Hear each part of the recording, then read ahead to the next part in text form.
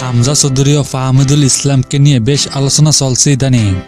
বাংলাদেশের পাশাপাশি ভারতীয় ফুটবল ফেডারেশন এই দুই তারকাকে নিয়ে একটু ভয়ে আসছে, এমনটাই শোনা যাচ্ছে ভারতীয় মিডিয়া থেকে।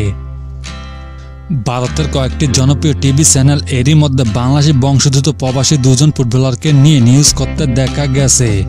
তারা বলছেন ভারতের জন্য এশিয়া কাপ বাছাই ম্যাচটি অনেক কঠিন হবে। ইউরোপিয়ান বড় লিগে খেলা হামজা ও ফাহমিদুল ইসলাম দলের সাথে যোগ দিলে বাংলার জাতীয় ফুটবল দল আগের থেকে অনেক শক্তিশালী হবে। একটি জাতীয় দলে যদি 2 থেকে 3 জন ইউরোপীয় লিগে খেলা ফুটবলার থাকে তাহলে সাউথ এশিয়া অন্য প্রতিপক্ষের জন্য বিপজ্জনক। তারা সহজে যে কোনো ম্যাচ জিততে পারে। তারা আরও বলছেন ভারতীয় ফুটবল ফেডারেশন এরই মধ্যে চিন্তার কারণ হয়ে দাঁড়িয়েছে হামজা চৌধুরী ও ফাহমিদুল ইসলামকে নিয়ে।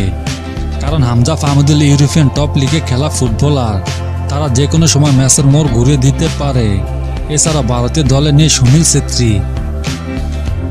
এবার বাংলাদেশ ফুটবল ফ্যানরা আশা করতে পারে হামজা ফাহমিদুলের হাত ধরে এগিয়ে যাবে বাংলাদেশের ফুটবল।